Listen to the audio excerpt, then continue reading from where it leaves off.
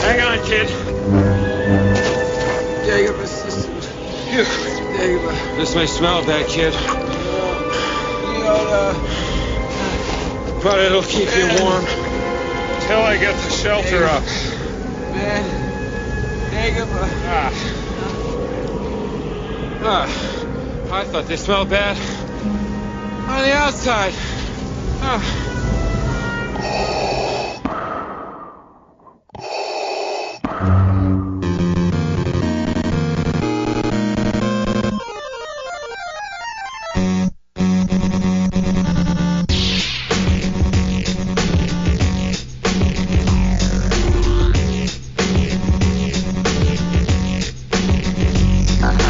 Welcome, Masters and Padawans, to episode 554 of Full of Sith. Are you getting scared that I keep being the one introducing the show? That's right, I'm still on my own out here, flailing in the wind.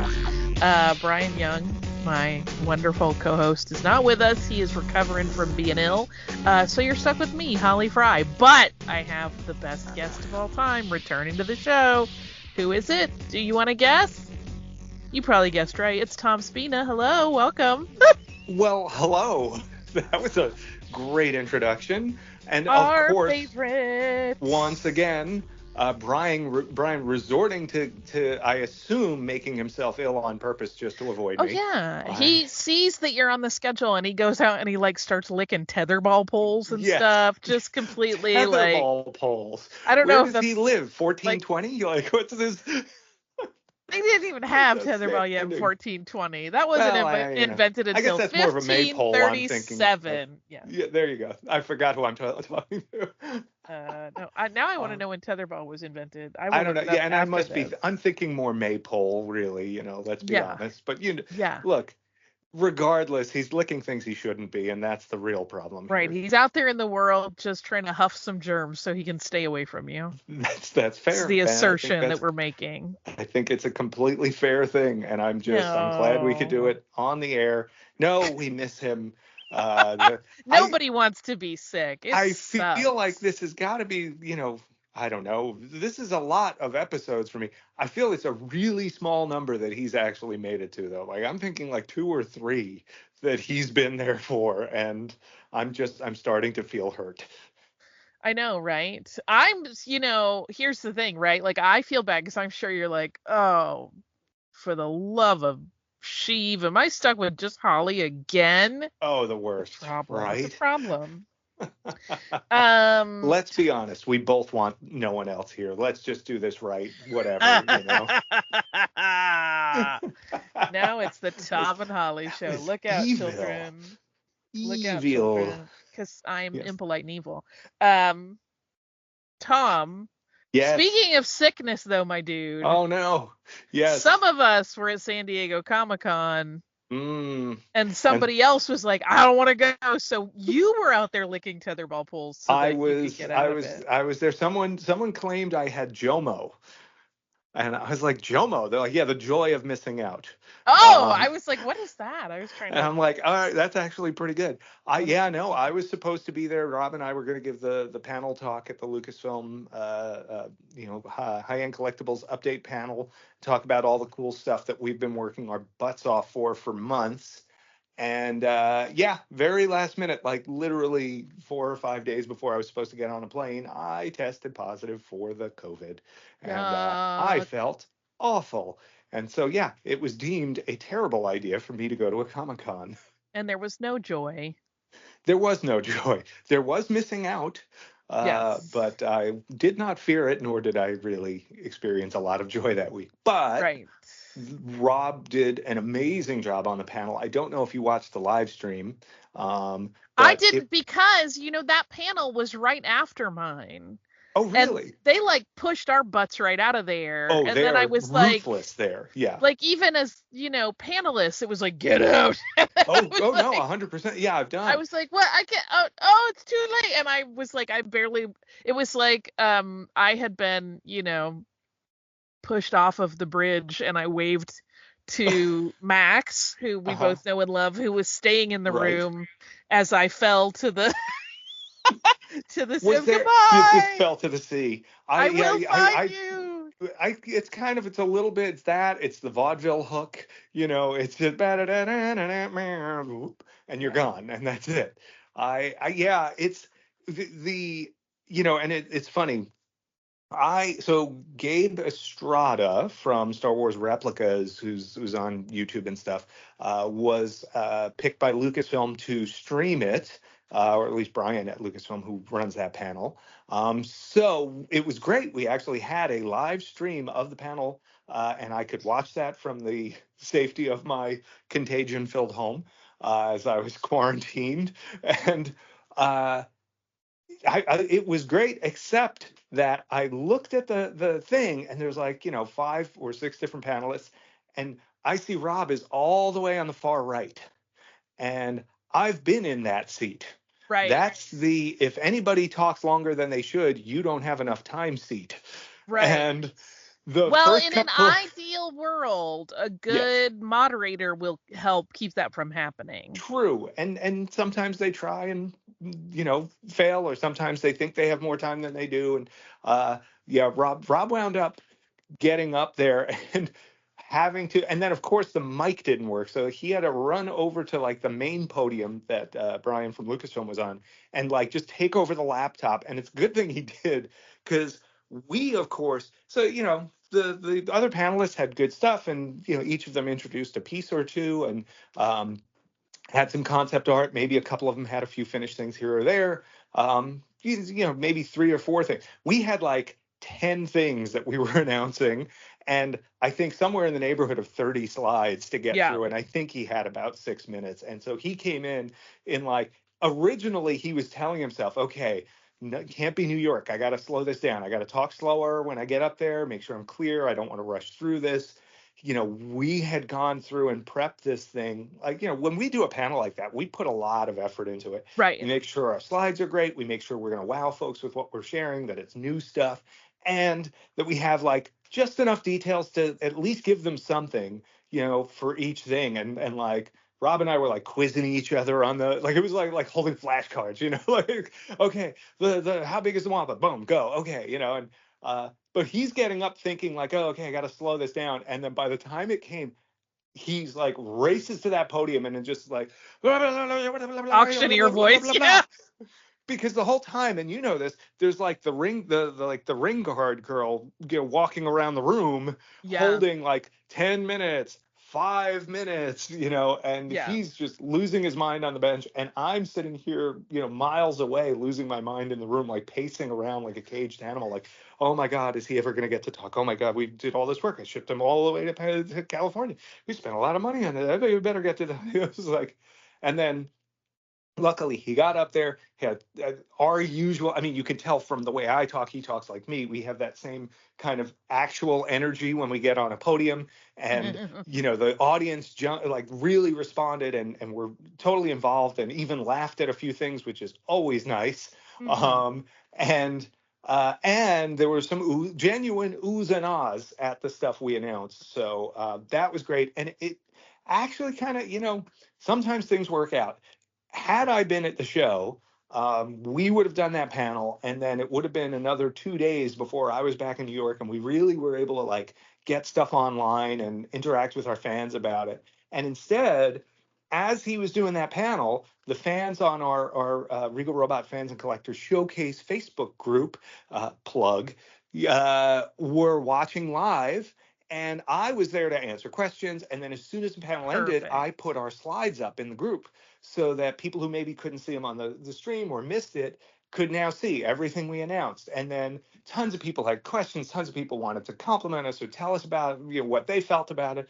And it was really, it worked out so nice that I was here to be able to do that.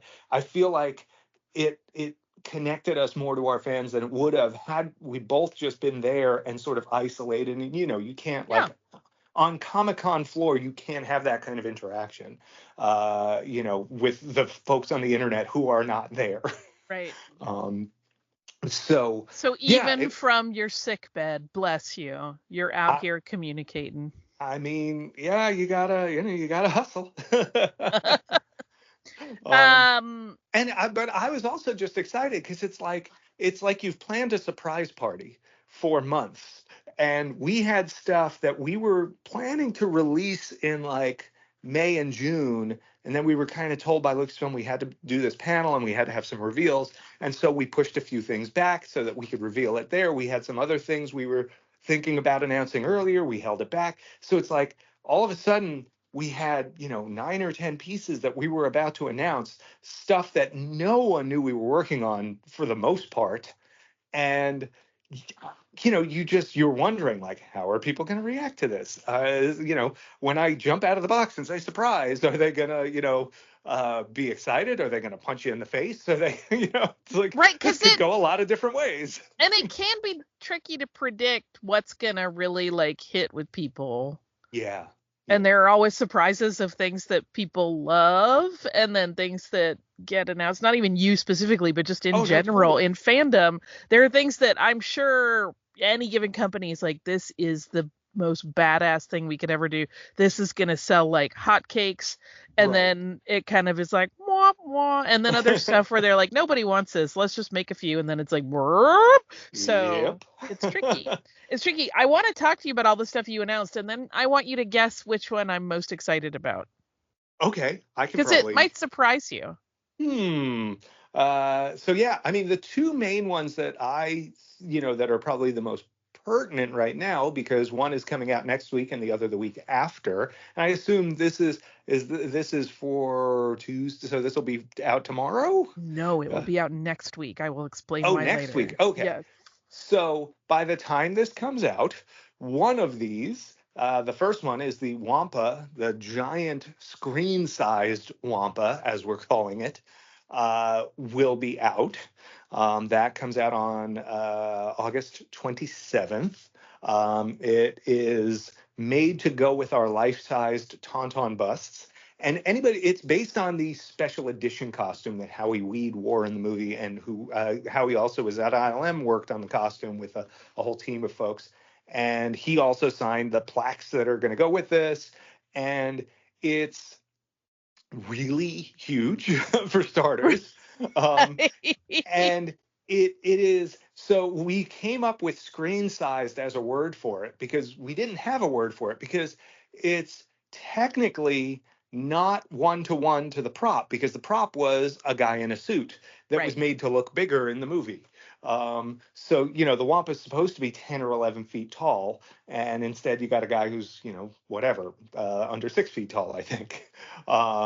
So the actual costume head is very small. And then, the Wampa is one of those weird, tricky things where there was a puppet version. There was a guy in a suit. There was another guy in a giant suit, and, filmed in 1980. But, and I will say this. Yeah. Blessings upon you, Tom Spina, because the Wampa has lots of different faces because of all those things you just described. Mm-hmm. Thank you for picking the best one. I don't know. For me, the best one is still the puppet. But the cool thing is this is a more refined version of the puppet, because they left the close-ups in of the puppet. So this is supposed to reflect that. This is supposed to be a close-up worthy version of that puppet that Phil Tippett made in, like 2 days. Yeah.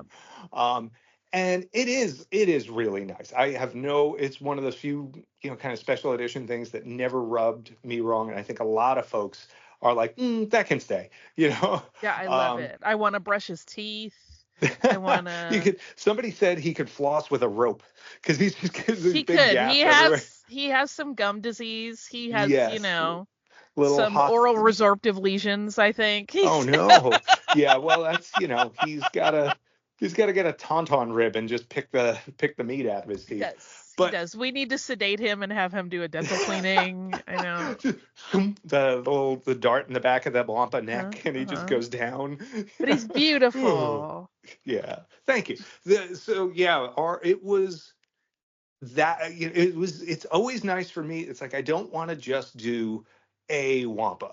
I don't want to do I want to do a particular version. Like, even with the Tauntaun, there's the puppet version of it. There's the various maquettes. There's the final life-size one, which is different from the stop motion puppet, and so when we do our life-size Tauntaun, we base it on the actual life-size Tauntaun, even using a clay press out of a casting of a production head, so that we know we're getting the scale right and everything like that. And then when it came to this Wampa, we had access to castings of the face and the tongue insert and stuff like that, and we were able to scan those and incorporate them into what we were doing, but then scaled up so that it was the right scale as if it were what it was supposed to be on screen, hence screen sized. And the result is, I think 32 inches tall, about 24, 25 inches wide, lots of very long, white, fluffy hair. It's the same type of hair we use on our Chewbacca replicas. Same company that made the fur for the prequel Wookiees, and I'm 90% sure made the fur for this Wampa suit, because they're literally, since the 90s, the only company doing hair like this. So one of the benefits of being in the effects industry is places like that. Right. But yeah, that one's pretty cool. That comes out probably today for people who are listening. Go to regalrobot.com and check it out. And then write down. I have to comment on his wonderfully crepey, baggy, saggy lower lids, which I'm like, solidarity, Wampa. I feel you. Feel you, baby. Listen, you spend a lot of sleepless nights waiting for that next Tauntaun to go by, Then next week, so we have a week from today, our next concept maquette comes out. Yes. And that is a replica of David Carson's Gamorrean Guard bust, which is one of my favorites. It is really big and chunky and heavy. It's cast solid. It's like a couple pounds of resin. And it has this wonderful, hunchy, troll-like quality. It's still a Gamorrean. You know immediately what it is. It's very close to the final, but it's not as toyish. And I think there's something really, really cool about this particular version of it. It looks brutish. It looks like, the final Gamorreans are great, and I've always loved them. But as I've gotten to know this concept maquette, I'm like, oh man, if they did them like this, they would have been terrifying. Yeah, right. What it is, what I think it is, you tell me if you're like, no, that's not. I think in terms of design line, because that lower jaw isn't as separated like into a jawline like a head, it looks a little more beastie, and it looks a little more like you can see the DNA of a wild boar in there, which makes it a little scarier. Definitely. And you're exactly right. The chin doesn't curl under like a human chin, and it doesn't have that tighter, smaller, rounded kind of thing. It just kind of blends into his chest and looks very just big and beefy. Yes. But there's no tender spots where you could get a spear or something in if confronted with it. Oh no, he is anything but tender. But that's the next in our long line of these concept maquette replicas that we've been doing, going into the archives, scanning the originals, and basically trying to allow our fans. And it's so cool to see on our Facebook group, people have been posting. Somebody just posted a collection this week, and someone who I know has been to the archives looked at the picture and said, that looks like the shelf at the archives. It's like, that's what we're giving people with these at this point. And a week from today, the Gamorrean goes up. There will be 60 pieces in a David Carson sketch edition, and 125 pieces in the signature edition.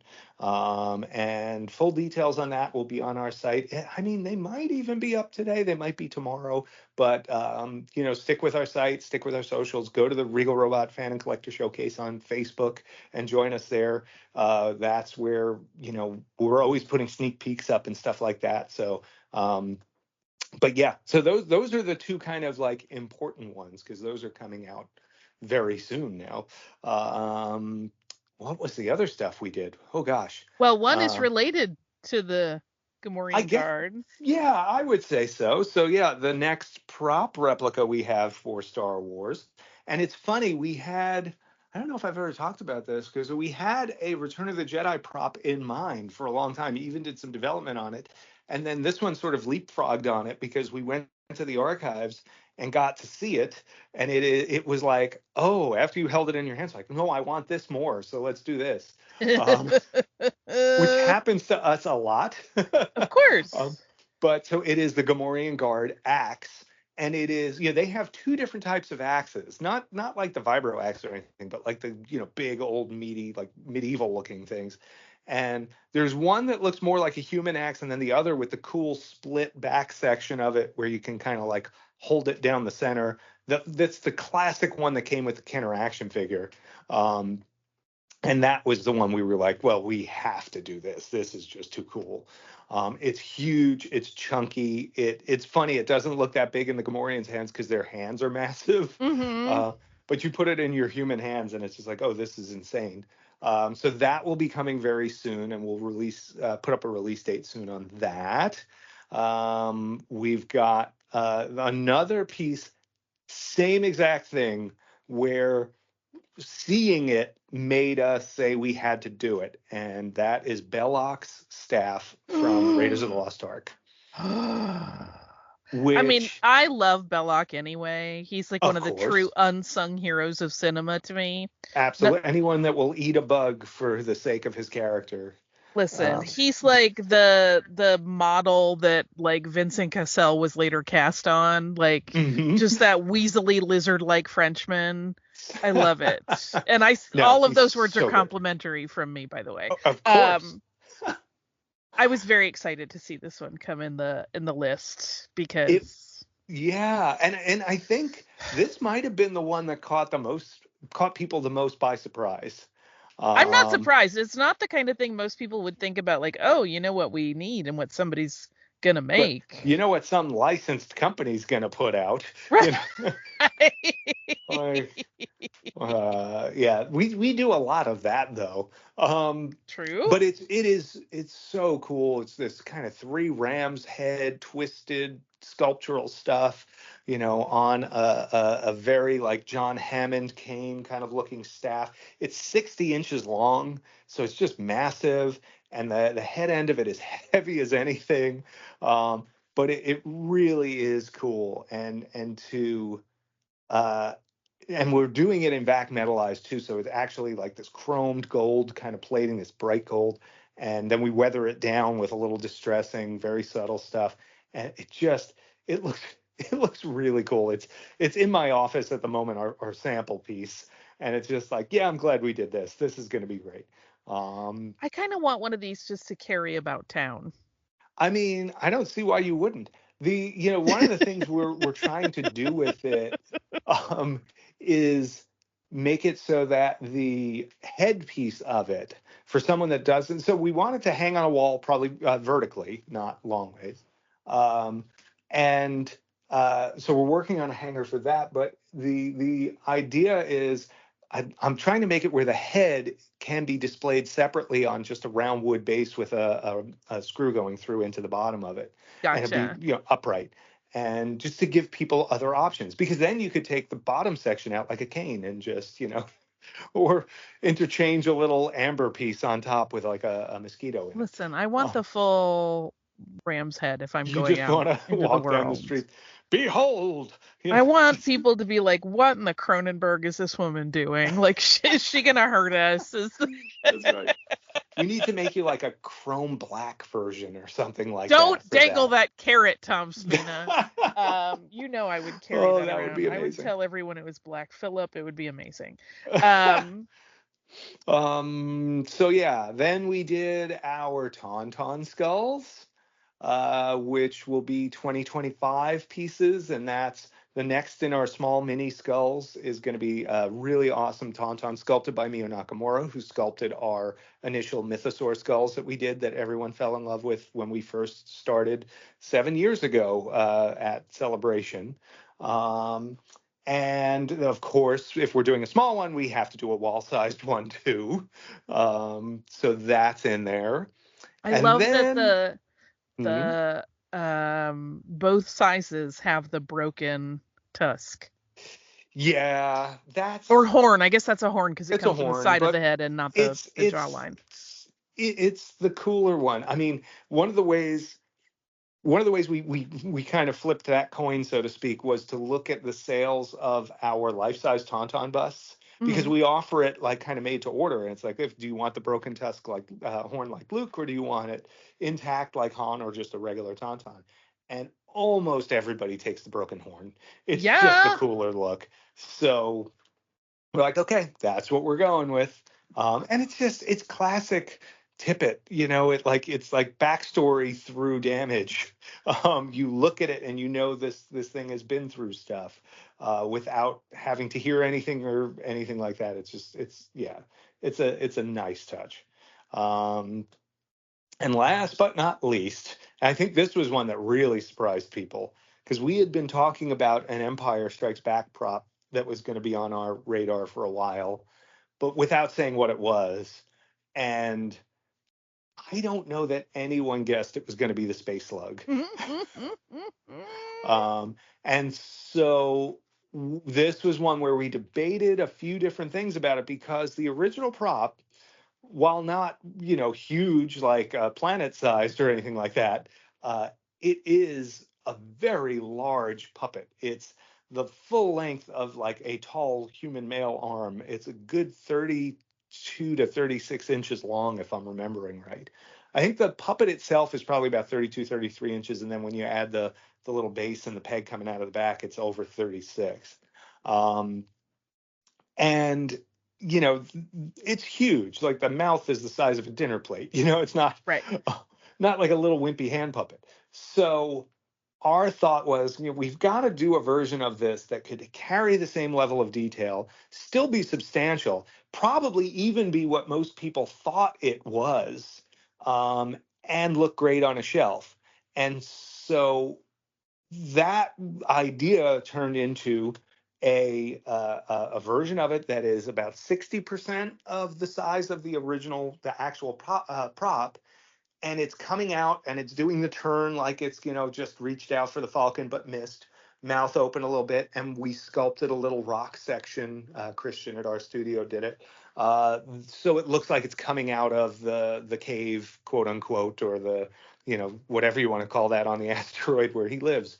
um, and I suspect that that's going to be the one that sells the best out of the two of these. It's not just for price, but just for even where do you put it. Um, Right. but if we're doing it, we also have to, because we're us, do like the faithful archives version as well. So people will have an option from one that's about 15 inches tall coming up out of the ground to one that is 3 feet long and presented just sideways on a plain black base with a post going in the back, the way it is in the archives. And I think it's a nice way to give people the two different kinds of collectors that are out there. They can each do this their own way. And Okay, I have a question for you. yes, How many people do you think will get both of them? Like, that's a tough what's question. the crossover on that one? I mean, for starters, there's definitely crossover. Like, there are collectors we have. I can think of 4 or 5 people right off the top of my head that are, no matter what, getting both. Um, I think,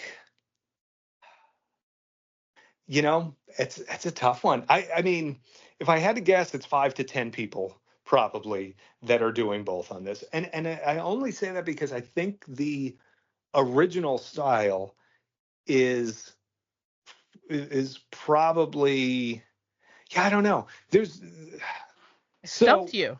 well, because I'm trying to think of me, like, and if it was up to me, it's so funny because in my head originally I'm like, well, I would only get the archive style one, like the full size matches the prop, as kind of warts and all presentation.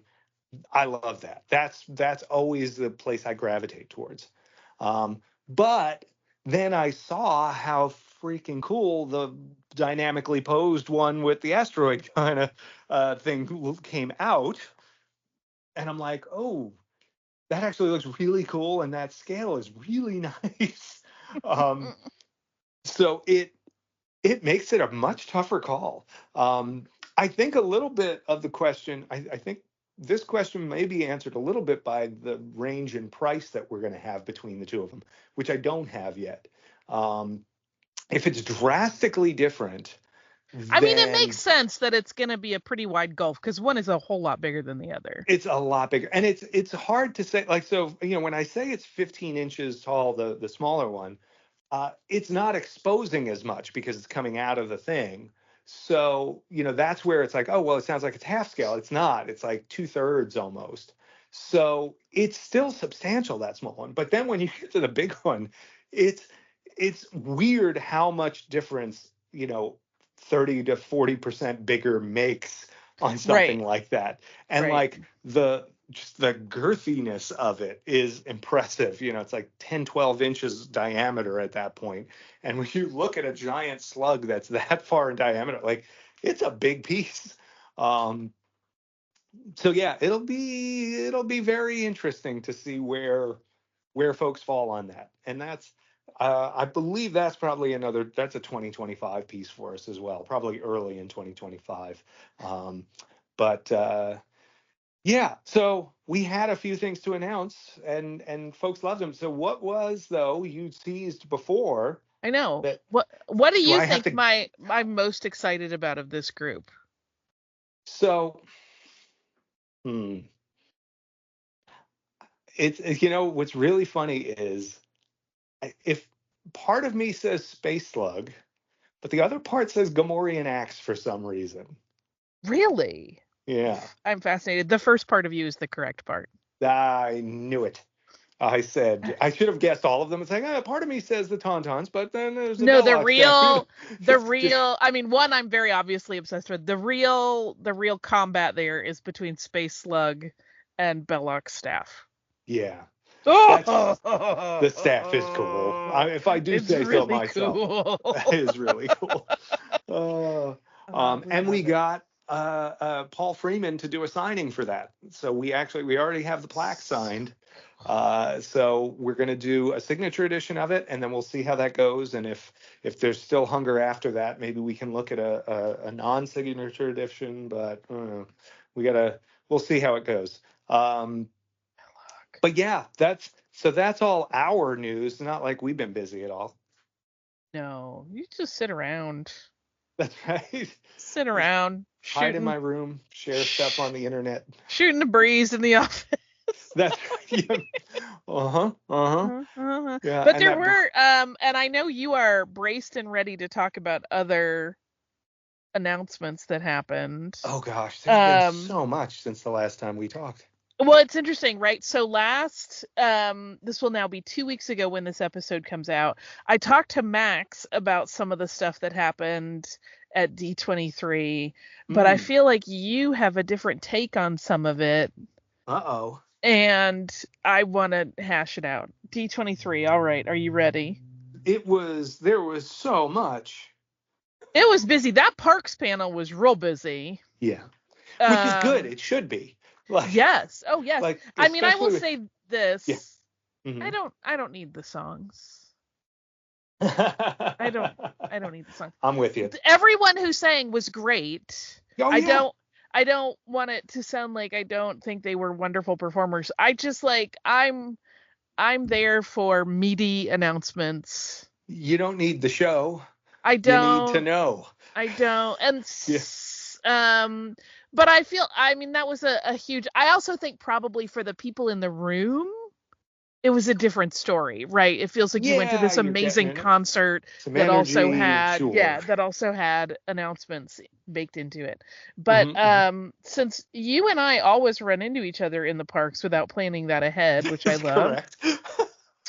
I know that you are a parks person, and we've talked about it before. So I want to know what your thoughts are on some of these things.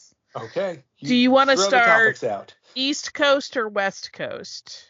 Let's start west and work our way back to our home park. Well, because that's a smaller set of things to discuss. Mm-hmm. So, and I think we probably have as much as I absolutely love Disneyland. it was something I didn't get to experience until I was grown, whereas Disney World I got to experience at a very young age, and I have a different emotional connection. Yeah. So maybe I can maybe be more objective about Disneyland stuff. So, Maybe. Disneyland is finally getting Avatar stuff. Mm-hmm. How into the Avatar stuff on the East Coast are you? I mean, it's fine. The movies never really clicked for me. Gotcha. I watched the first one. I'm sure the way Cameron intended, it was on the 6-inch screen on the back of someone's seat on a plane. Oh yeah, there's no better way. So that felt right. But yeah, I mean it's clearly it's a very well themed environment. It's immersive. It gives you all the feels. It's all the things that you want out of a land. I just wish I had a stronger connection to the IP. I do enjoy the main ride down in Disney World. Flights of Passage. Everyone loves Flights it. of Passage. So good. Loves it. And then the other ride, I just feel like it felt like they forgot some of it or something. I don't know. I would concur. Navi River Journey, I think part of the problem is that because there are only 2 attractions there. Yeah. Navi River Journey, they both end up having very long lines if you don't have like a Right. I still call them fast passes, but a lightning lane fine. for them. Mm-hmm. But if you wait, like I remember when they first opened Flights of Passage, they didn't have lightning lane, they didn't have virtual queuing. Yeah. So like you just had to run through the park at rope drop, right. And you still had a 90-minute wait. But the payoff feels worth it. Whereas I feel like River Journey is a lovely little visit to the Navi, but if you've waited 2+ hours, there is a little bit of like, wait, what? Yeah. Like, oh, okay. I thought there would be more things on this journey. Yeah. Yeah, I mean, I'm very curious to see what the rides on the West Coast will be. Now, did you see the second one? Do you like Way of Water? I did not see that one yet. I really, really liked it, but I like water. I need to get on a plane, I guess, when I know it's going to be there, and then I can. Right. It's got to be a long enough flight that you have time. Right. That's right. Yeah. Like a nice, Next time I go to the archives, I'm going to build it around whichever airline has that on the back of their seats. That's great. That's great. I mean, right? Disney and Delta definitely have a partnership. Oh, okay. There we go. So, yeah, but maybe not. Anyway, so they're getting Avatar, which will be cool. Yeah. And it's Way of Water themed, which sounds beautiful to me. So I've seen people saying that they think the rock work looks like the Bear Mountain there, who I can't think of the name of it now. So it's California Adventure is where that's going. Grizzly River Run? That's what I mean, I just saw like one person say that. I don't know that that's legit. But where does that go otherwise? That's always the question with new stuff, right? It's just like, it's like that Anakin meme with Padme where, it goes back and forth and she asks him a question and then she's like, you're not going to do that, right? Right. And it's always like, it's going in a new place, right? It's going in a new place, right? You're not going to take something away. Right. But yeah. So very curious where it will wind up. What else for land did they announce? Was it Marvel stuff? They're getting more Marvel attractions, which they have room for. There's dead space when you're walking through Avengers Campus. There's very obviously dead space. Yeah. So we know, and they showed some of that in the presentation, like the wall placement that will go away and what's behind it. Oh, nice. Well, that's good because the Spider-Man ride is great there, and but it definitely could use another attraction or two. It could use friends. Absolutely. Yeah. But that's fun. I enjoy the Marvel stuff overall. Like, the film run is the film run up until Endgame is just kind of mind-boggling that they were able to do that. Oh, yeah. It's just, I mean, I will confess, I got a little whelmed and I can't keep up and I don't know what's what in Marvel anymore. I'm an old. it's, and it's funny. I mean, I think, and this is something we've probably talked about, but one thing I think they did a good job of up until that point, is kind of managing to keep people on track. And I think some of that was down to the sort of, um, common trajectory maybe of the different movies, even when you were introducing the different heroes. And maybe some of it was that the majority of it took place in the same time frame, Right. and or ended up in the same time frame. And I feel like that's something that maybe Star Wars struggles with from time to time now, that they have things that are happening, you know, just before Star Wars, 100 years before the prequels, 30 years after Return of the Jedi, somewhere between the prequels and Star Wars. It's, I know people who are fans, or, tertiary fans, folks like, honestly, people like in my family who were confused as heck as to what Solo was when it came out, Yeah. or who couldn't figure out where Rogue One fit in. Right. And so granted, you watch the movie and you figure that out, but like, that makes it tougher to reach the broader audience. It's fine for the nerds, we're on board, we know where this is, but like, for bringing people along, you got to give Marvel credit for what they were able to do with that first run. Concur.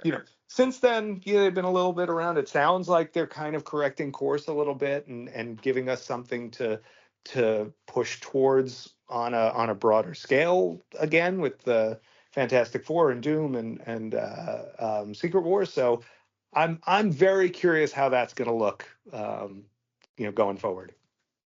Me too. Me too. We finally have a date for Tiano's Bayou Adventure in Disneyland, which is November 15th, so that's very soon. We've had it in... And now it's going to be like Bayou County and not Critter County anymore. It's Bayou Country, yeah. Country, sorry. Yeah, duh. Or county, whatever. Like, they don't need a whole country for the Bayou, okay? And I know that Grizzly, not Grizzly, the Hungry Bear Tavern is now, or Hungry Bear Cafe, I can't think of the last name, sorry. Are you talking about Country Bear Jamboree? No. The Hungry Bear restaurant that's right there. It's like just across from Splash Mountain when you walk into Critter Country. It's the one where you turn off in front of it to get to Galaxy's Edge. But that restaurant, it's up on like the second floor there. Yeah. Now I'm with you. I always enjoyed that restaurant. The last time I went, though, I didn't find food for me. I was just kind of like, oh, I usually eat here, but I don't really need to this time. And now it sounds like they're making it into a barbecue place, which is very interesting to me. So I'm very curious to see what that looks like when that gets redone. Yeah. Or rather tastes like. Right. Yeah, that'll be interesting. They are also getting Coco boat attraction. Oh, that's right. The concept art looks a lot like what used to be the River of Time and is now Three Caballeros in Epcot. Yeah. Like in terms of the internal, like just the functionality of being on a boat. Rio del Tempo. That was so good. Is Donald? Do you have that? It's jarring. I do enjoy the Donald version, but I do miss simpler times. Do we have any idea where that goes? Nope, nothing at all mentioned about where it's going to go in the park or what its name will be. We just know it's a boat attraction at California Adventure. Mm-hmm. Mysteries. Does that cover all of West Coast? Do we dare? Do we dare move to the East Coast? Oh yeah, I will tell you before we started on any of this. Mm-hmm. I fear that I will make people irate because I am not a purist and I like change. I'm just gonna say that up front. Cool. Tom's like, get your boxing gloves on. No, not necessarily. Um, Where do we start? Magic Kingdom. Oh, how dare you? How dare? Do you No, know go ahead. Go ahead, say it. Pirates Tavern? All right. I mean, Tortuga Tavern, it's not like they were ever opening it anyway. It's open like 4 times a year these days. I always wanted to try to go there. I've never been there when it's open. Really? So I'm like, I think heard they had decent burritos at one point. I wanted to they did, go. actually. So it's funny. I got pretty good tacos there once about 25, 30 years ago. And then I was like, oh, we have to go back there. And it was like, I feel like the next time I went, it was seasonal. And just, Yep. just barely ever synced up with it since then. Yeah, I never seem to be there when it's open. The last time I was there, they had some sort of Nutella thing or something that looked pretty good. Maybe it was like a peanut butter Nutella, like something or other. And I was just like, oh, that actually sounds pretty nice. And they were actually open. And I was like, oh, we should go back there. And we never got back there. And now this. And I'm like, oh, come on. Yeah, I mean, I'm really curious because my understanding, Mhm. here's my big inside scoop, is that this is going to operate almost identically to the way Oga's does. Where, like, it's like, pre-batched. Right. Limited menu. It's not like they can make you whatever you want. You got to buy, it's not like an open bar where you can just, and you're not a drinker, so I'm curious what your take is on this. Yeah, I mean, because I know some people hate alcohol in Magic Kingdom. Yeah, and so right now, does Skipper Canteen do alcohol? They do. Skipper Canteen and Beast Castle. Beast, right? Yeah. I mean, look, anybody who's walked through Epcot on a Friday night, has probably gotten a taste of what having a lot of alcohol in the parks can be like. And well, however, here's the big differentiator. In Magic Kingdom, you can only have it in those establishments. That helps to a degree. Whereas in Epcot, you can stroll two-fisted. Yeah, which is a bit much, I think. Listen, I don't judge you. Oh, thanks. I'm not the one doing anything. I will tell you, there was a time where a listener recognized me in Epcot where I was several drinks in with 2 more in my hands. Oh, boy. And I was like having that mental dance of like, get your act together. If you're going to take a picture with this person, you cannot look like a sloppy ass mess. Yeah. And it was very, very funny because she was so sweet. And I had turned to my husband afterwards and I was like, ooh, did I seem like tipsy doodleitis? And he was like, no. And then she emailed me like 2 weeks later through our work thing and was like, I hope I didn't seem super drunk because I've been walking around drinking all day. And I'm like, girl. But anyway, and there so you were judging her for not being drunk, and then you found out she was drunk. Never. However anybody rolls is fine by me. I would be curious what food offerings will be. And any non-alcoholic drinks are good for me. And then I just, I will say the Oga's thing is, it gets a little, it feels like there's too many hurdles sometimes. So I usually don't even try. I'm just kind of like, I don't know if we're going to get, just forget it. We'll go. When you say too many hurdles, are you talking about like reservations? Are you talking about like menu limitations? Trying to get in, and then it's like, oh, okay, we're gonna get rushed out of here, so we gotta, and then it's also a question of like, well, what are we really gonna do there? Because like, I'd love to go in and just hang out a bit, but like, not being a drinker, it's kind of like, well, all right, and the food offerings aren't really all that much. So like, we'll just go somewhere that has food we want. Yeah, hell, I'll get another Ronto wrap.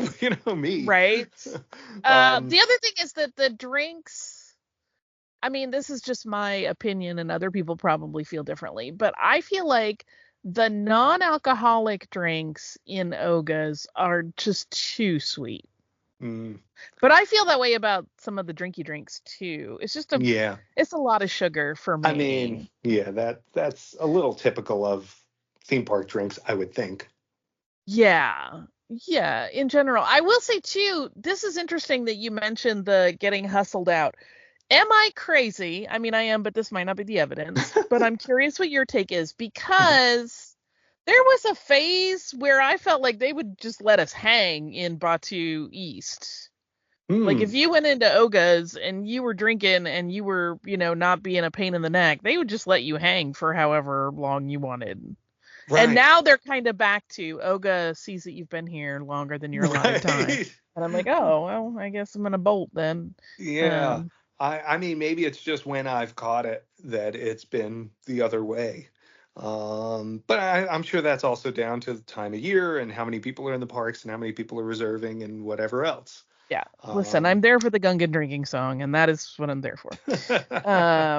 Oh, bring back the days of Kungaloosh and the Adventurers Club and the drinking songs there. That was the sort of place where, like, drinking or not, and that was back when I would drink a little bit, but like that was a place you could just hang out and be entertained the 100%. Entire night. It was so much fun. 100%. But I know we're dancing around the issue. We are. Dang it. You have maybe Mads and Sads. So we're getting villains in Cars Land in Magic Kingdom at the expense of Rivers of America and Tom Sawyer Island. You're not taking Rivers of America, are you? Just right back to the meme.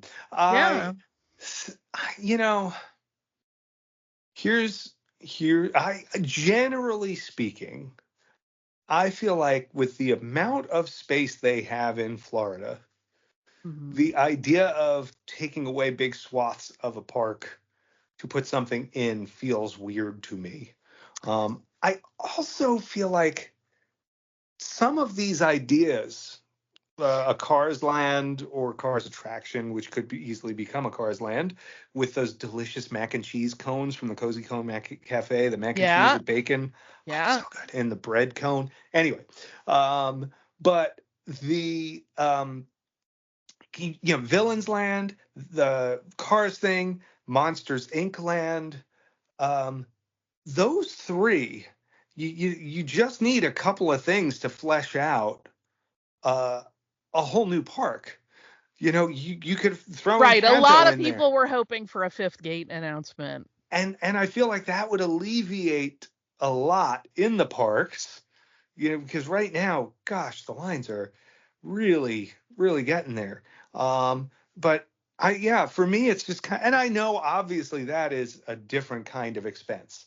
So, look, they've got to make whatever their decision. I'm just saying, purely as a visitor, as a fan, it pains me to see something like the Rivers of America go and Tom Sawyer Island go, which I'm so glad I went to the last time we were down there. See, I was just going to ask you, when was the last time you were on Tom Sawyer Island? Literally the last time we were there. I never go. I don't know that I've ever been out there. I went through all the caves. The only cave I didn't go through the cave at the back of Fort Longhorn or whatever it's called now. I think it's Longhorn. Because going down those first stairs, I realized just how tight that was. And there was someone in front of me that was much larger than I am. And I was like, if they can't get through this, I'm going to be trapped in this cave forever. And I'm not going to, because some of those caves are made for children or smaller people in general. And I am claustrophobic. Me too. I think that's part of why I've never gone over there. Yeah. Somebody told me caves, and I was like, "See ya, not for me." And it's funny. The other two caves that are like kind of out and about on the property are there are some little areas where it's a little like, oh, but like nowadays where everybody has a flashlight on their phone and whatever else, like there's cool stuff in there to see, and it's like I enjoy. Even if it's a little, there's one of them where you're walking down this one hallway towards the end and it just gets narrower and narrower and it doesn't look like there's anything at the end of it. It's like, is this a dead end? And at the very last second you see there's a turn off to the right and it's like, oh, thank God. It's got the heart going a little bit. But none of that sounds fun to me. I was glad we went. I had a very nice time. I do see where it is not a particularly active area of the park. No. And I'm, as many, and I will say the boat is always full. The steamship is, every time I see it, it's making its rounds and it is always full. Stay pretty busy. I missed the Mike Fink keel boats, something awful. Those were a lot of fun. The skippers there always had great jokes. Yeah. Did you ever get to do those? Yeah, but it's been 100 years. Yeah, I mean, they closed in the 90s, I think, but they were Yeah. so good. They were really, really fun. Um, but you know, is it a dramatic loss? Like if I never go back to Tom Sawyer Island, I'll be sad, but I just hope that whatever they put there is more entertaining than never Yeah. go on that ship again. That feels that's harder because it's just such an opening day vibe to that ride, and Right. you're turning back time getting on that thing a bit. I feel you.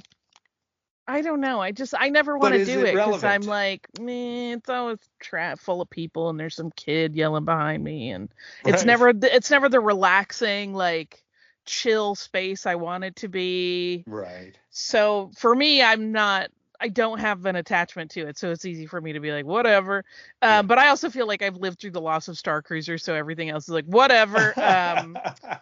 Well, what I'm about, the view from the mansion changing? Well, I mean, here's the thing. I don't think that's a bad thing. I think it has the potential to be cool and stick with me Yeah. because I have seen a lot of people online being like, I don't want to get off the mansion to see Cars Land. And I'm like, if you get off the mansion now and literally Tangled stuff is to your almost immediate left and you don't know it's there. Hey, tangled bathrooms, And I not said stuff. Tang Let's get this right. Well, there's more than the bathroom. There's a cute little area where you can hunt for Pascal. You can charge your Yeah, no, stuff. I You know. can, you know. I do like the Pascal hunt. I actually But think that's a cute area. But but no, you're right. I mean, look, if they stick to the kind of original Imagineering tenets of not spoiling the view and not encroaching on the wrong lands, then that could be well done, and I'm well, sure it and will I be. think, I mean, I may just be like bright siding it, but I think it actually has the potential to be kind of cool because, Mm. right, we know the new Cars Land is going to be more like of a wilderness situation, not Yeah, like Radiator Springs, which is more like out in the desert, which yeah. means it has the potential for you to get out of the mansion and see a forest, which to me is a Hmm. little creepier Yeah, than maybe. open water. Or does the mansion become the gateway to the villain's land or something like that? That's I mean, also fine with who me. It's knows? also fine with me if they bring Culpepper Klein back and he can just walk around rattling his his old sea slicker. That would be fine with me. um Listen, I'm into the villain's land thing.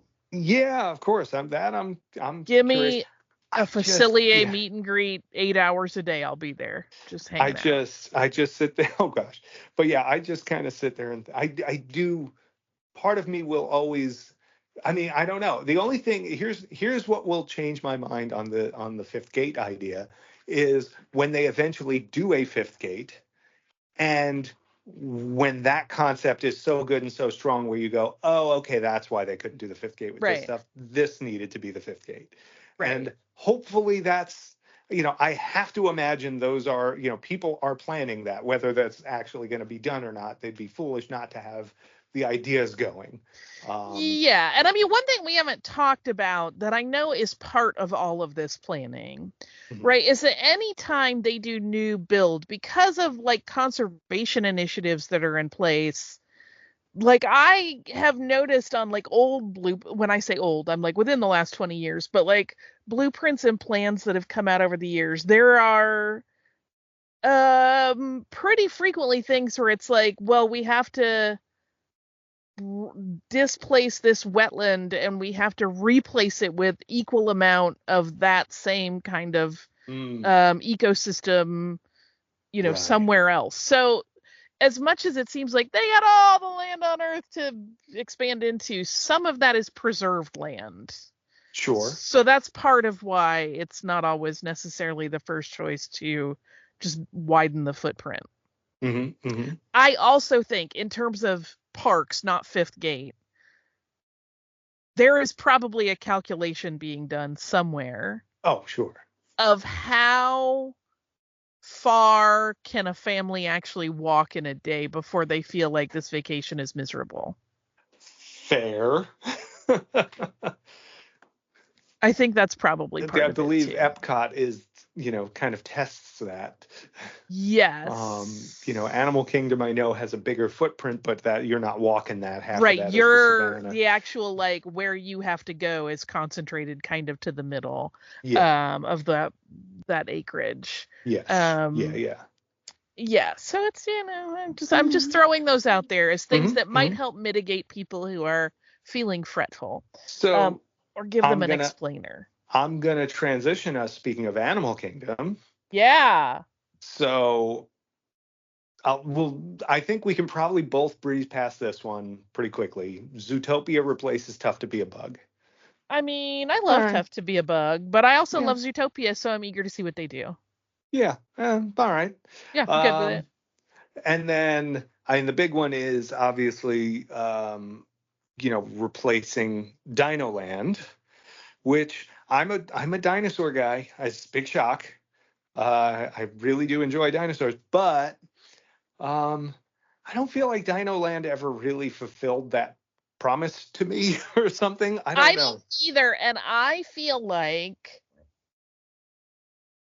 in a town where you have Universal with its Jurassicness not Yeah. far away, there's Yeah. almost no way to compete in the dinosaur space. You're probably right too. The beyond just the strength of the IP, just what Universal's done with it, especially now with the new the Raptor coaster that opened a few years ago, and Yeah, and they I have dinosaurs mean, walking around and stuff like. yeah, but so okay, and look, half of Dinoland's been closed for a couple of years now anyway. Yeah. Um, the Encanto ride, I'm curious if that's going to be a cut and paste of what they're doing on the other coast. I don't know that anyone has said. No, aren't. What do you mean a cut and paste? Is it? Is the Encanto ride different from the Disneyland? I'm apologies because Are I, you I. confusing Coco and Oh Encanto? gosh, I'm so sorry. My Yep, you're God, right. Tom. Oh goodness, I've mixed Listen, up I am my here for the Pixar's family with my madrigal. Disney's with my. Oh yeah. I am Okay. here for the house. I am So 100% here for the house. I think so. Then I'm like, is the Encanto ride a copy of the Coco ride? No. The answer's no. Yeah, no. Um, okay. Yeah, no, that'll be interesting. My You apologies for the. you saw Encanto, right? I did Okay. once. So they're doing something that I think is interesting, and when they first described it, I was like, "Why are you doing that?" And then I realized it's a time and place thing Hmm. because the Encanto ride attraction, whatever it is, you're in the house and you're gonna end up, and I forget the character's name, the little cutie pie who gets his magic gift in the early part of the film, and it turns out his magic gift is that he can communicate with animals. Hmm. And then you're supposed to have an adventure in his room, which is of course hugely expansive, and it's like the Right. TARDIS. Yeah. It's Yeah. beyond. So that made sense when I was like, oh, because they're an Animal Kingdom. I get it. I get it. I get it. I get Yeah. it. Yeah. Yeah. Yeah. I was a Good little call. slow, and then I was like, oh, Yeah. now I Yeah. Yeah. understand. Same. So Good. I'm down with it. I don't feel like. I know a lot of people are like, what does Encanto have to do with Animal Kingdom? And I'm like, well, they're kind of working it in a way that. I mean, at least they did work that in, because they could have just been like, Yeah. that doesn't matter. It's in the place we want to be with this. Yeah. Um, And then but we then have Indy. for us, the big draw, yeah, Indy. And I will say this without any confusion, I am glad to know that it is not going to be a cut and paste of the Temple of the Forbidden Eye in Disneyland, which I do love, but I would not want to ride the same ride here if we could do something new. I think that would be Now I have a amazing. question for you. Yes. Because it's not going to be a cut and paste in terms of story, but I don't know that it's not going to be the same ride functionality because it's the Oh dude. yeah. No. I'm sure of, and even if it's the same track. But here's the thing: other than something like the mansion, Yeah. how aware are we of the track if what they're putting around us changes dramatically? And like, and even within that, if they were to shift your line of sight from left to right in some places, or throw a couple of switches in there, Oh, it'll feel completely different. Yeah. So, same vehicle, great. It's fun. Same track, no problem. Just, show me something new. It's, and I'm just glad that we get to keep the original in California, and we get to, ride a new version of it here on the East Coast. And I'm really curious what they come up with there. And I always love a good Mayan temple. So I love that as the entranceway. I think that is so classically indie. Yeah. And, I'm so here for it. Indy is such a big favorite of mine. So, yeah, fingers crossed. I'm glad to see more Indy in the parks. There's always this sort of axe hanging over the Indiana Jones stunt show. Anytime they announce new stuff. You know what, just, though? Hmm? That thing has been packed lately. Yeah. And yeah, I can't remember the last time I went where it wasn't packed. I mean, pre-COVID or whatever. But the other thing is, I think and a show like that is also one rewrite away from being fresh, at any time. Anytime, yeah. It's just like even if the only thing you change is the jokes, you now give people a new reason to go in there and say, oh, there's new scripts, new jokes. Oh, great. It's like, it's fresh again. I'll go see it again. Hello, Jungle I Cruise. still see we see often. how that works. Yeah. Yeah. But yeah, I feel like that I doubt, I hope it's not going anywhere, but I always feel like that's one of the ones people get worried for. So, yeah, hopefully it will stay. But you've transitioned us beautifully to Hollywood Studios. I'm good at this. I know, it's like a skill. Yeah. There's many things to discuss. Okay. Yeah. Okay. The big one being the Monsters Inc. coaster and land. I'm hearing. Yeah. She said confidently. Well, I mean, yes, it looks like there's some Monstropolis going on. Yeah. In the concept art. Yeah. We don't know where. Yeah. I know you have a very big fear that many people have. Yeah, I know that. I know some of the concept art sort of shows it in the same sort of area as the Muppet Vision 3D, which would be devastating if they took that out. Yeah. But I keep to the last rumors I've heard are Animation Courtyard, which to me makes a lot more sense. Yeah, those are the rumors I have heard as well. I mean, you're right next to Pixar Place. You're right next to Toy Story Land. You are in a place in the park that is currently, a little bit of it's stroller parking. Yeah, exactly. It's a former bar and restaurant that I don't even know if that's being used behind those photo ops.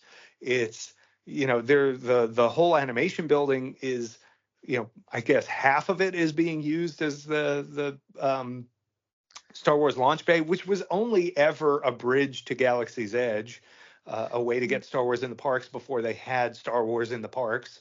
I mean, I feel like Animation Courtyard is dead space. Yeah. I know they have some cute programming over there for especially little fans, which I hope they still, have room for. But I also feel like if they do Monstropolis, they kind of solve that problem anyway, right? True. You could have some of that stuff there. Yeah. It then becomes like, how do we find a space for some characters that don't quite fit in other places? But right. Listen, we all want Doc McStuffins to have a home. She will. It'll be fine. Sure. Put her in Animal Kingdom. But I mean, I don't hate that actually. Mm-hmm. Yeah, I think that's the space that makes the most sense because it needs an update real bad. Yeah, and it every time I go, I look. It's what was that Good Will Hunting where like he's looking in on his friend every time, waiting for him not to be there. Right. Every time I go, I look in on Launch Bay and I'm like, huh, still there. Yeah, I feel like it's time to move on, buddy. You got this. Yeah, and as cool as it is, I love going in there. I love seeing the models. They got the actual speeder bike in there. But the models are all replicas, and I know some of the people that made them and things like that. And then the various props and things around. It's like, all right, I mean, it's neat, but find a way to put those characters over by Star Tours or something if you want to have Right. people doing meet and greets with Chewie or Vader or some. Well, you've already got Chewie in Galaxy's Edge, so you're covered Yeah. there. BB-8 could be in Galaxy's Edge now. Vader might, they need some explaining if he's going to wind up in Galaxy's Edge, but they can figure that out. You were not here, but when Max was on the show, I was telling him a story, and this will bring us to the next thing because I want your take on it, about like the efforts to keep Galaxy's Edge, frozen in this moment in time. Yeah. And I know people are a little angry that that's potentially going to be shifting, but I was telling Max that Brian and I were there talking to a cast member when a woman came up and she was like, I need to know where to find Darth Vader. And the cast member was like, oh, he's not here. He's been gone for quite a few years. Lord. And like, for us, this is hilarious and makes all the sense on earth because Darth Vader's dead. Right. Oh. But to the casual fan, like, they don't understand the conceit of Galaxy's Edge. So there's an idea of, giving guests an immersive story. There's also an idea of doing a disservice to your guests, though. I mean, the way they did it, and both you and Max reacted, and it's clearly my delivery. Both you and Max reacted like this person must be a monster. But no, they were literally trying to play like they're like, after the Battle of Endor, like they're trying to explain it all. I get that part of it, but this person is like, where do I find Darth Vader? And you have to be able to go like, try over there, like. Right. But it's because he is in the park. He's just not right here. Right. But yeah, it's tricky. I am so okay with them making Galaxy's Edge a broader, more inclusive Star Wars area that can be a home to fans for all of Star Wars and not just a small section of Star Wars, and because you can't have the most amazingly themed Star Wars area that's ever been built in a theme park and tell Darth Vader he has to go in the empty building, across the park, over by the stroller parking. Right. Like there has to be something we can do here. It is Give me a tricky, time portal, though, right? That's the thing. It's tricky. The time fluidity is tricky because it does break the continuity of the space. Mm-hmm. And but it might, in the long run, breaking that continuity might break open that world and allow, a greater experience for the fans in general, even if it comes at that expense. Because I think, especially to the broader community, immersion and experience is not the same as story. And I think you can sacrifice story ahead of those other two and still maintain those other two in a great way. And I think they're set up for that. But that's just my take. I feel like, you can't have a Star Wars park that doesn't have Darth Vader in it.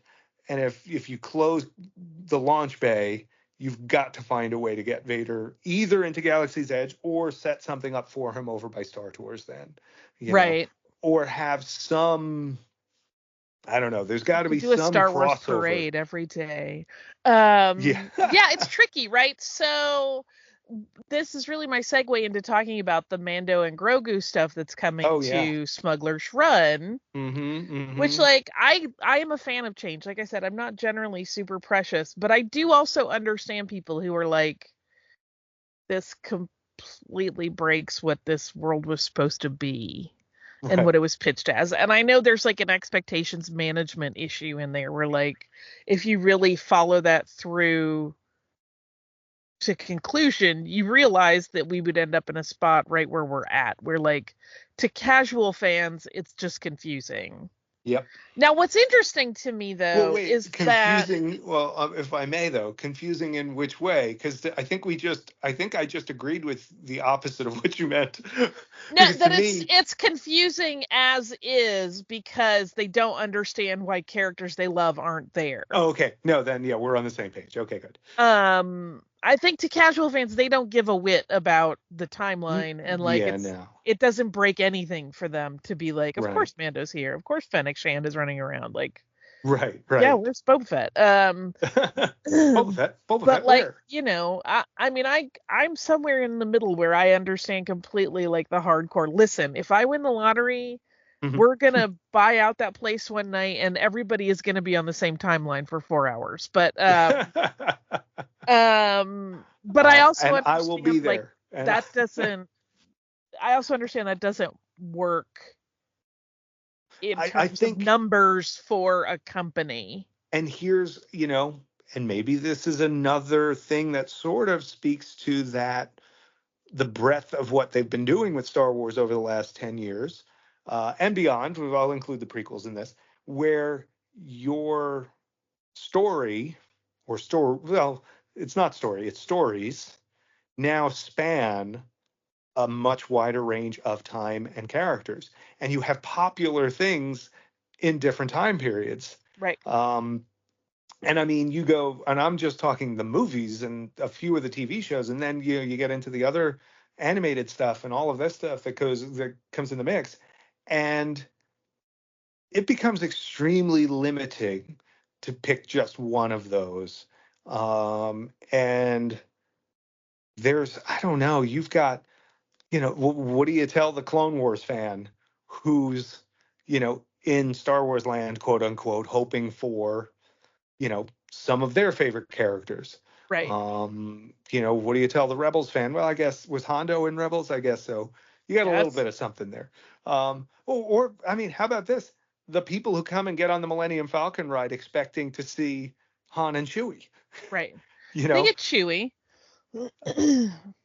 but it really is one of these things where it's tough. I mean, it's a tough spot. I feel like this is something that in the far future, I can't imagine that it holds as tightly to this one storyline. And obviously we're seeing the cracks of that now, Fennec Shand and Mando, etc. I mean, I guess it helps Ming Na Wen is basically ageless anyway, so she could just be in it forever. It's fine. And Mando's under a helmet. Who knows? Grogu, all right, whatever. He's, his species age is different than ours. You could make an argument that this is them 30 years later. Yeah. I mean, here's the thing, right? Like, the whole conceit of Galaxy's Edge is that they set up a place that was nothing we ever had seen before so that it could live in this suspended animation moment. Right. But I do think that's too hard for casual fans. That sounds like I'm denigrating casual fans, and that's not my No, intent. I think it's even limiting for hardcore fans It's because, weird, though. Here's what's weird about it to me. yeah. Everywhere in Disney property has a similar frozen in time moment, right? Like when you're in Beast's castle getting dinner, it's always the night that Beast and Belle have their Right. dance in the ballroom. And nobody is like, I want to see her talk to the baker. Like, Right. there's part of me that's like, why is it with Star Wars that like people cannot go along for that ride? I And think, I don't know. well, I think part of it is there's a big difference between a land and a restaurant. That's true for sure. But I think also because Star Wars has such breadth, Yeah. you're not dealing with different scenes in a single movie. You're dealing with, 10 movies, multiple animated shows, multiple series taking place over hundreds of years now. I mean, 11 movies, but I don't know what you're trying to erase. Okay. So, Well, I'll that's going to be my secret.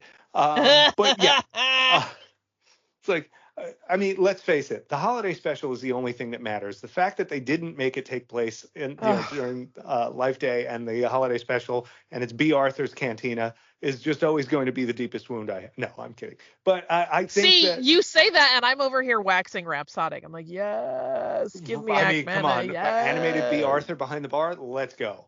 I'm here for it. I'm so here for it. Just, yeah. I really, it's. I feel like over time, they're going to have to incorporate other elements, Yeah. if only because, this particular thread may not take as well as some of the other stuff. And you have to, and it's why they've brought Mando into this. They've like, at some point, it's like when people came to the Disney Florida park and they didn't have the pirates yet, and they went, where are the pirates? Right. People are going to go to Star Wars Land and go, hey, where's the #1 Star Wars show that I love, or whatever. Right. And it's tough because you're building, you're opening 5 or 10 years after you've conceived stuff. So Yeah. they're already at a disadvantage in terms of that. And you're already trying to think ahead and hope for something that's going to be good. But the idea of it being somewhere outside, somewhere we haven't gone before is fine. That's great. But when the rides are specific to a time period, it becomes now something that you've seen and something that is anchored in a way that maybe the land as a whole isn't. And maybe I don't know what I don't know that there's a good story way to tie this all together. But I also don't think like you go into Frontierland and they've got to say like, oh, okay, here's a portal to Splash Mountain because Splash Mountain takes place at a different time than Big Thunder Mountain. Or when you go to the Country Bear Jamboree, which, by the way, I still haven't seen the new one yet. I don't even know. That might be a thing that I'm going to have to cry about. But like, you don't have to tie yourself in knots. You're just experiencing a pastiche of the Old West that, on one end dumps you into a pirate's den, and on the other end you're at the Liberty Tree and there's a tavern serving Thanksgiving dinner. Like it doesn't have to be as literal. But I don't know. Star Wars is held to a different standard, and they've clearly, it's obvious what they're trying to do with it, and obviously it works. It's great. It's a lot of fun. But I think it'll be curious how it evolves. I think. I mean, it has to, because otherwise it'll just get stale anyway. So true. I'm here for shifting sands. Do you want to argue about some television? Sure. I don't know that we'll argue hard, but I have feelings and you have feelings, and they're not the same feelings. Oh no. So the Skeleton Crew trailer happened. I saw that yesterday for the first time. I've been very busy the last few weeks. I don't know if you're lying to me or not. No, I'm not. I've watched it like 1,000 times. I'm obsessed with it. Once, but I'm right there with you. I've got a memory, so okay. Okay. Yeah. So we're both very excited about the fuzzball. I mean, yeah, anything Captain EO, count me in. That's outstanding. Okay, this is good. You've made my segue. Because I know you have feelings about Neil, and they're not the same feelings I have. Oh, yeah. Do I have to start? Is this how this? You start, because I might have the cure to your summertime blues, but I'm not sure. I have. So he's adorable. I saw something, it might have been Leland posted, that he is like, it was like a bunch of different species, and then Neil's species was in there as yet unnamed, but he's not a Max Rebo, which I think is good, because at first I was like, if that's a Max Rebo, why does he have legs and a butt and arms and arms? Like he should have flippers and just the legs, and then a beautiful butt that Kristen Baver would go crazy about. And we have the technology to finally do this. Like, why? I've spent so long trying to get Pablo and I put so much work into trying to get people on board with Max Rebo's anatomy, and then this has to happen. And then it's like then I see the thing and I'm like, oh, he's not a Max Rebo. He's not an Ortolian. Ortolian, whatever. Just Ortolan. Not a Max Rebo, but a red ball jet, as Phil Tippett would say. But to do that, and then I'm going, well, then why does he look like a Max Rebo? This is still Don't setting you us think way he back. looks? I mean, this is funny to me because you mentioned Fuzzball when we were discussing this earlier. Don't you think he looks more like Hooter than Max Rebo, though? If we're in EO Village. I don't know. I think so. I know Hooter pretty well. I looked at that original puppet a few times Your for buds. it was, well, it's the original costume still exists, and I did a restoration proposal, oh gosh, like 15 years ago on that through one of my companies here, and it's maybe I know it too well, and to me, I think, and let's be honest, I think Star Wars fans especially look at him and immediately go, Max Rebo. But I don't know if he is supposed to be whatever Hooter is. That might be the only thing to save this. But I still think enough people are going to be confused into thinking he's Max Rebo that it's going to set all this anatomy stuff we've done back decades. I say decades. I mean, to me, he looks more like Hooter.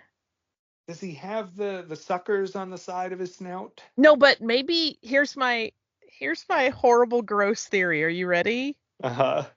I mean, Hooter's hygiene is not great. You're not going to say those are pustules or something, are no, you? But I'm going to say they're blackheads. They're like, oh, come on now. They're too evenly spaced. Come on. No, or maybe that's a thing that develops. Like, I will point to as another species that similarly has like a pretty big shift in how they appear from their small stage to their adult phase. Like, Aki-Akis look very different when they're little babies than when they get older, to me. What is there? I mean, the other thing is, what if he is a Max Rebo and his lower limbs just painfully shrivel up and fall off when he turns, when he gets to puberty or something like that? And it's terrible. It's awful, I know, but that's clearly what's going to have to happen to him because no, again, sir, because he's a Hooter. Flippers. Oh no, he's going to have Hooter. to get like that mesh shirt that Hooter has. Right, the international male mesh shirt that's never been washed. Hooter's too sexy for that shirt. He's the right said Fred of the Captain EO universe. Hooter doesn't wear pants, so that's an issue. That's also an interesting point. Yeah. Shirt, I mean, Neil is fully clothed. Praised Greedo. Neil is wearing clothing. The other thing that struck me as a little weird with Neil was that he just has a totally normal little kid voice, like human kid voice. So much. I don't know what it is about the packaging of that sweet little voice with that thing, because I'm not like a person that is a kid's person. I've never wanted children, but I would adopt Neil and raise him as my own. There's something so sweet. I have watched that clip 1 million times where he goes like, what? And he's so sweet. And I just come on, I'm going to feed you. I want to become your I'll tell you what, I will French agree grandmother. With you there. I think you should adopt him. Great. I'll be Neil free for a little while. Now you can be the crabby guy down the street in the space suburbs. How come that weird alien guy talks like a kid? You're literally going to be the mean guy that lives down the street in the space suburbs going, you know what, kid, your legs are going to fall off. I can't wait till that kid turns 14 and gets off my scaring grass. my precious baby boy Neil to death. Oh goodness! No, I'm curious. The show does look good, by the way. I'm cautiously optimistic about it, as always with the new shows. But I think it's obviously aping a style of show that a film rather that is just burned into our generation's brains. Oh yeah, it's 100% Senor Spielbergo.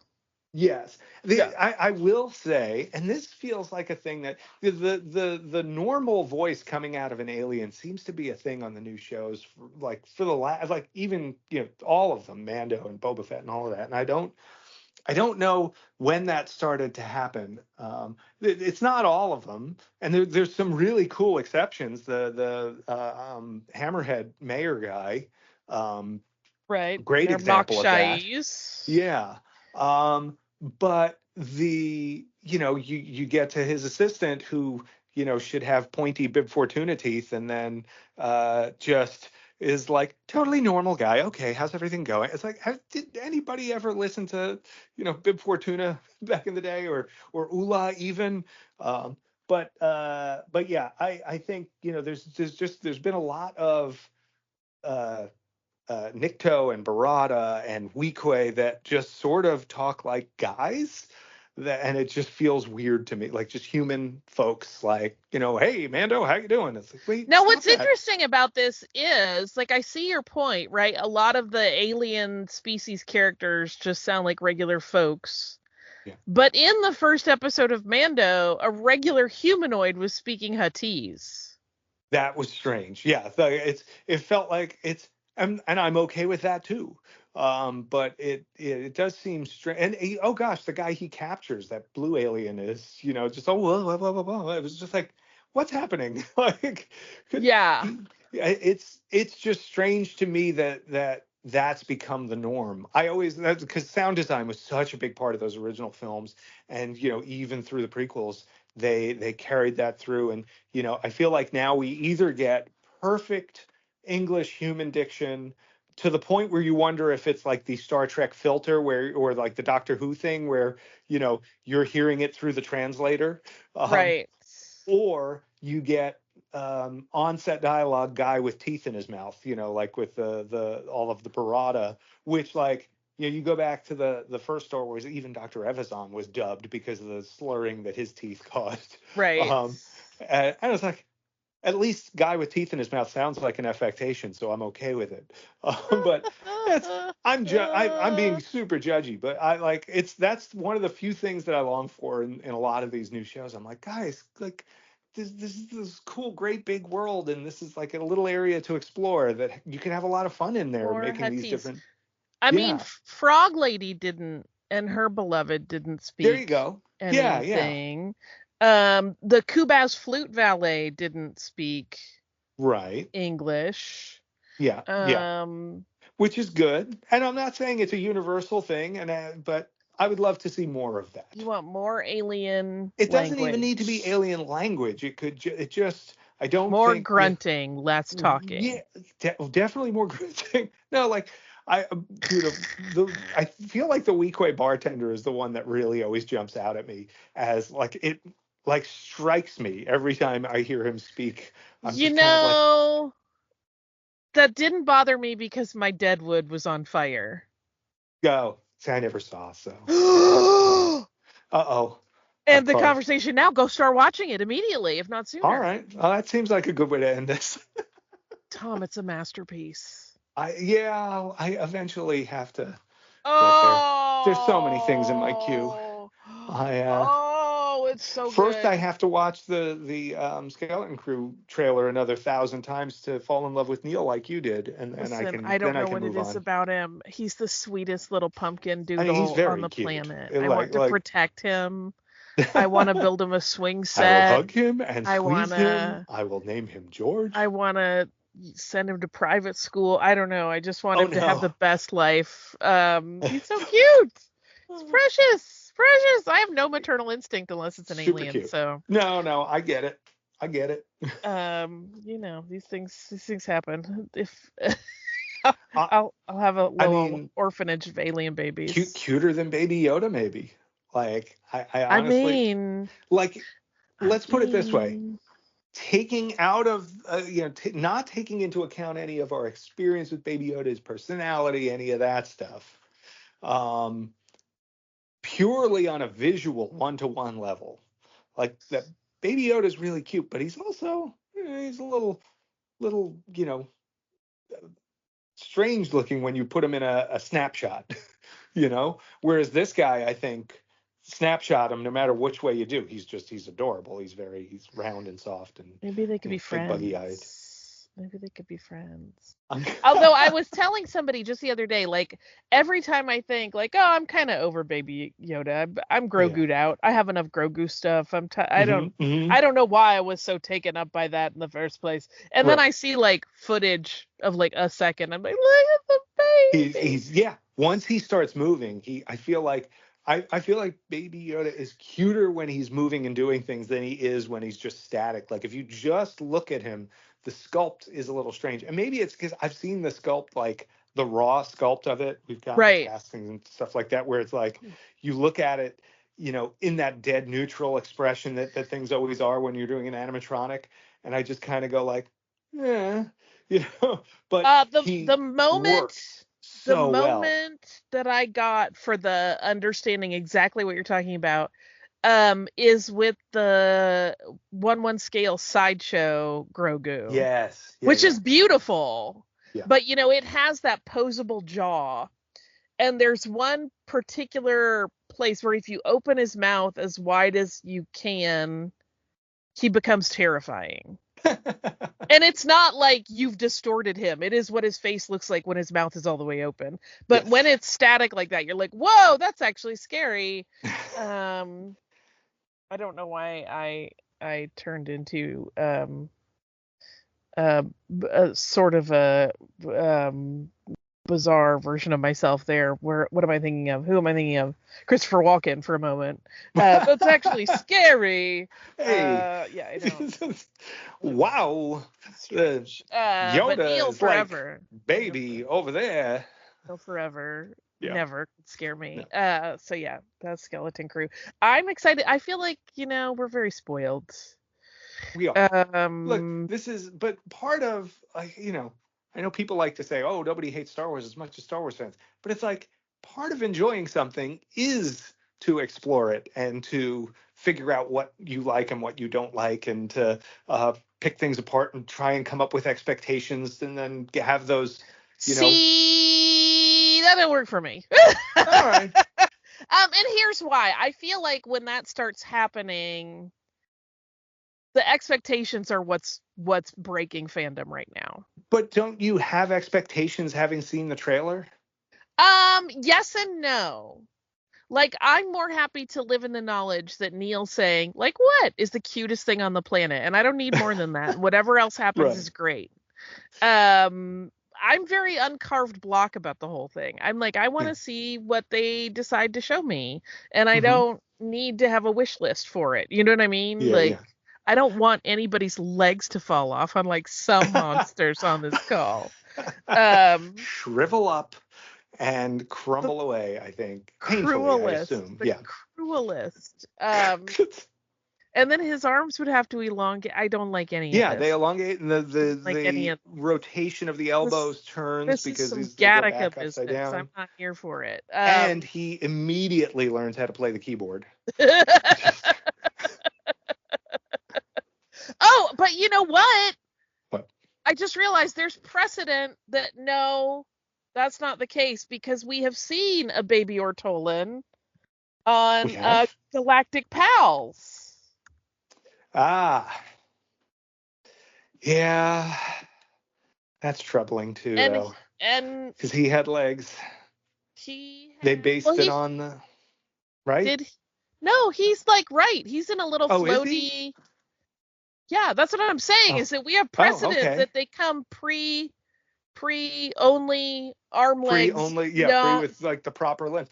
Look, all I'll say is Max Rebo species or not, I think his similarity in look to Max is setting back the education of people in Max Rebo's actual anatomy, and that's what bothers me. Don't be speciesist. There's room in this galaxy. I'm a Star Wars species historian, ma'am. I am just trying to make people aware of what came before. There's room in this galaxy for all of these beautiful creatures. I just need those moments at Celebration when we put a big frame of Phil Tippett on screen where he says flippers and blows everyone's mind. Tom, you have to embrace this in a way that brings joy. And I think what you could do is pivot and become an expert in every pachyderm-esque species of Star Wars. That's your new panel. That's a Celebration panel right there. Yeah, the pachyderms of Star Wars. Well, don't let the Blast Points guys hear us say that. I'm sure they've already got that show in the can. I mean, I'm here. I'm 100% here for this idea. We're just gonna. And there's a lot. There's a lot of them. It's gonna be good. It's gonna be good. It's going to be good. I've kept you far too long. So That happens. make sure, I know it's us. We're always yappy LaRue. Make sure everyone knows where to find all of the gorgeous things that you have described earlier before we started bickering about. So go to regalrobot.com. Go to tomspinadesigns.com.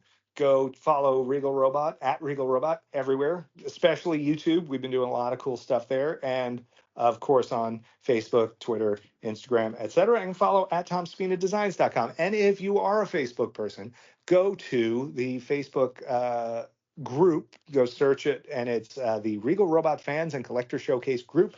It is super fun. We just passed 3,000 members and had a big contest with giveaways of, we had an original storyboard from Temple of Doom we gave away. We had an artist proof of one of our maquettes, and we had an amazing Ralph McQuarrie book that my friends Brandon Allinger and Dave Mandel wrote, along with Wadler Jost.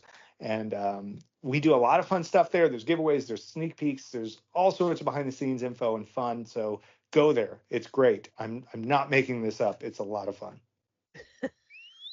Whenever someone says, does it sound like I'm making this up? I feel like I sound like I'm making this up now. Damn it.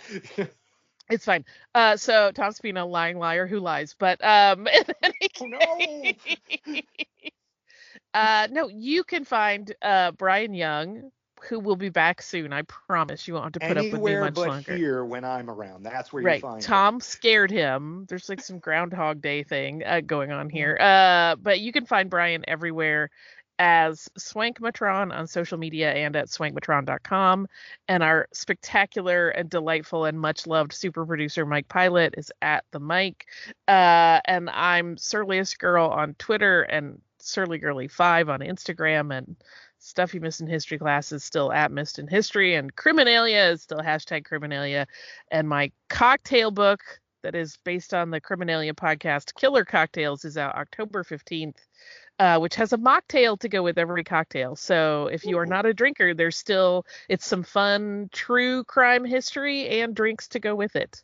I think that pretty much covers it, unless you can think of any last minute things, Tom. I think the only descriptor you left off is future elephant type alien kidnapper.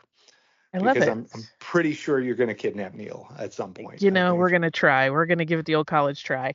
We're just going to find that bicycle by the side of the road in very literal suburbia up there in space. And it's just going to be like, what is this? And who left behind all these drinks named after serial killers? Right. And he's going to have gone to a very spoiled place. Yes. But with all of that slightly creepy things being said, this has been Full of Sith episode 553, and the Force will be with you always. Always. Tout le temps.